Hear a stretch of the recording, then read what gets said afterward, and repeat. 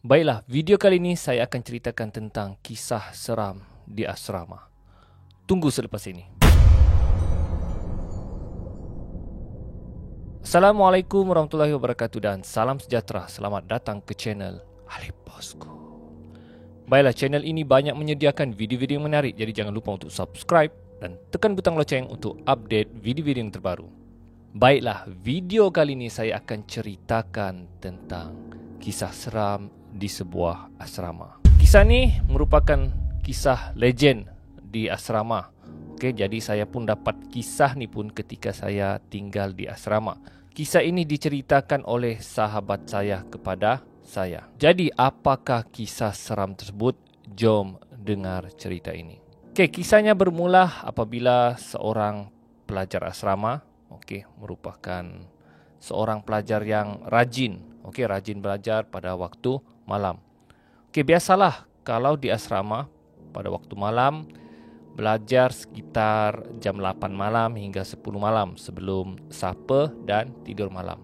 Namun apabila peperiksaan semakin hampir, atau ujian bulanan semakin hampir, pelajar-pelajar digalakkan ataupun dibenarkan untuk belajar lebih daripada masa, mungkin sekitar jam 11 hingga pukul 12, jam 12 hingga pukul 1, terpulang kepada pelajar tersebut.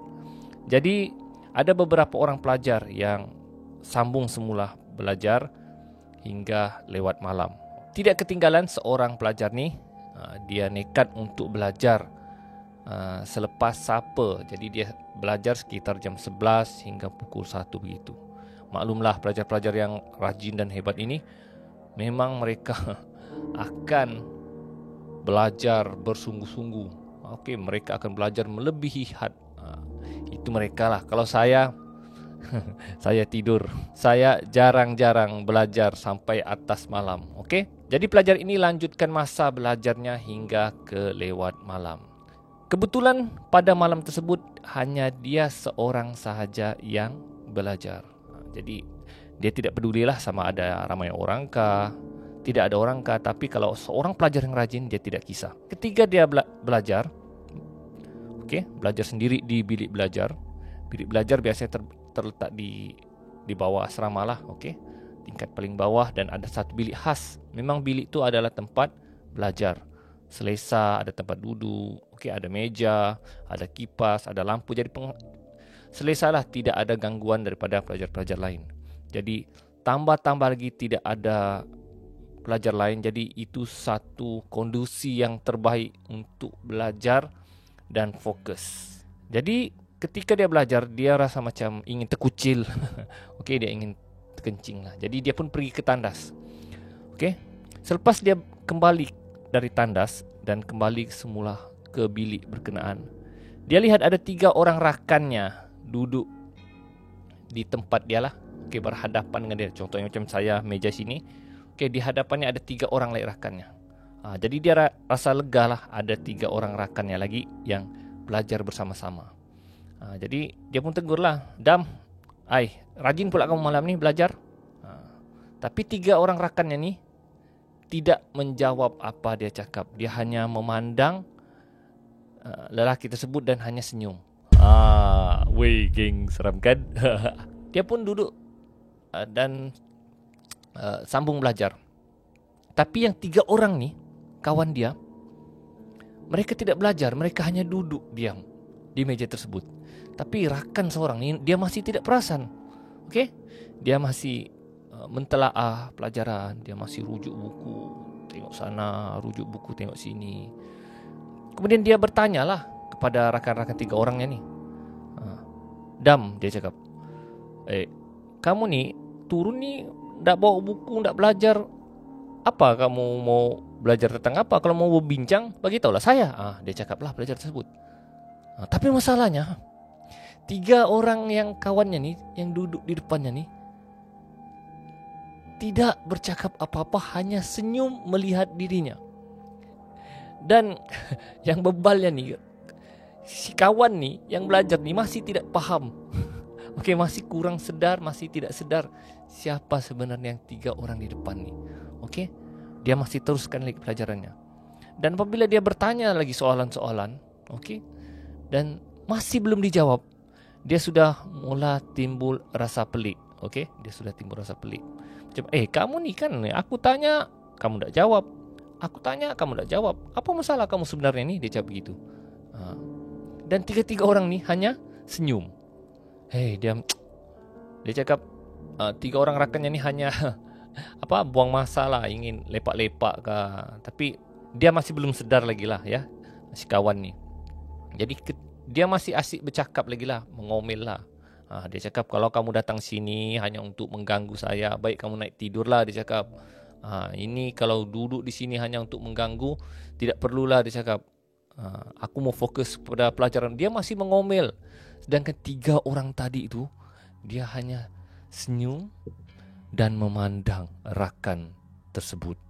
Sehinggalah si kawan ni ketika dia mengomel kedatangan ketiga rakannya ni, pensel dia jatuh ke bawah.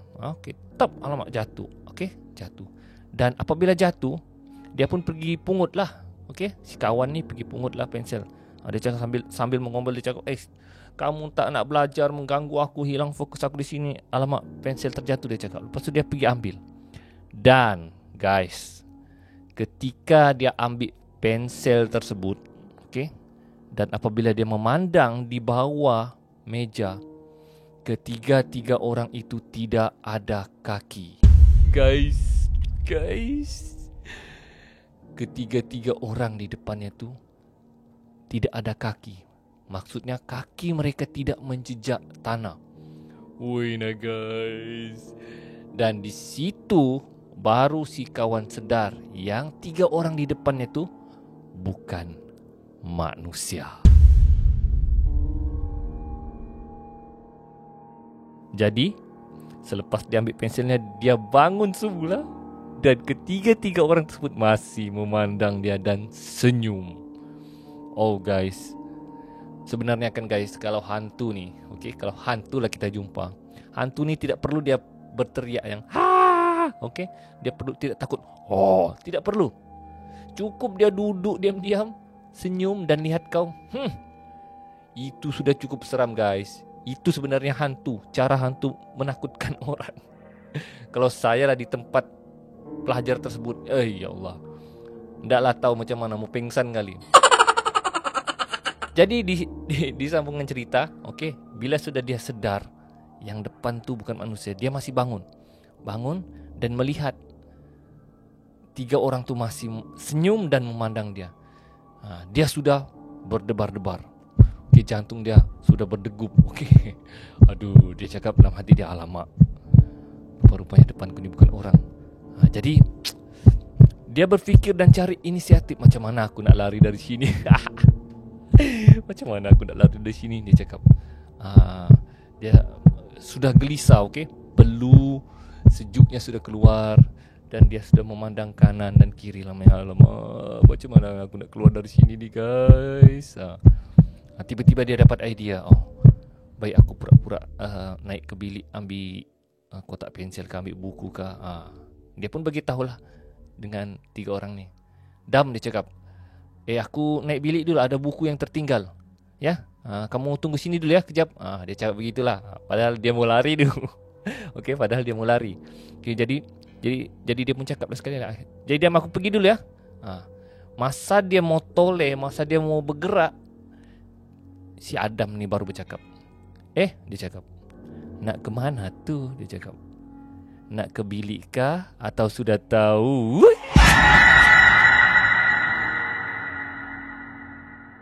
Guys, bila dia cakap sudah tahu, pom,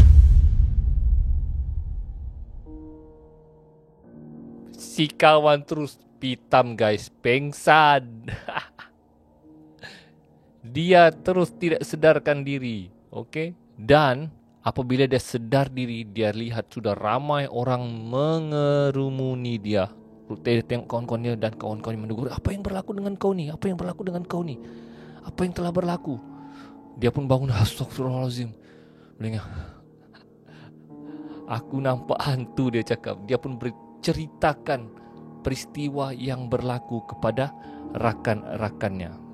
Dan selepas selepas saja dia ceritakan kepada rakan-rakannya semua ketakutan, terutama orang hantu yang menyamar jadi si Adam. Si Adam ni pun yang, "Wih, aku tiada semalam aku tidur di bilik saja." Dan si kawan ni bagi tahu lagi siapa lagi rakan-rakan si Adam. Jadi ketiga-tiga mangsa yang di hantu telah lakonkan semula watak mereka tu, mereka ketakutan. Okey, dan selepas daripada peristiwa tersebut, tidak ada lagi pelajar yang berani untuk belajar pada waktu malam. Dan kalau ada pun yang belajar, mereka belajar hanya di bilik masing-masing. Tidak ada belajar di bilik belajar. Jadi guys, itulah dia kisah seram asrama yang saya rasa satu kisah yang sangat seram dan menyeramkan. Kalau saya di situasi budak tersebut, saya tidak tahu, mungkin saya sudah terkencing, saya sudah tercirit. Jadi guys, kalau anda jumpa orang yang anda kenali atau tidak kenali, anda cek dulu kakinya. Takut-takut dia bukan manusia, takut-takut dia itu hantu.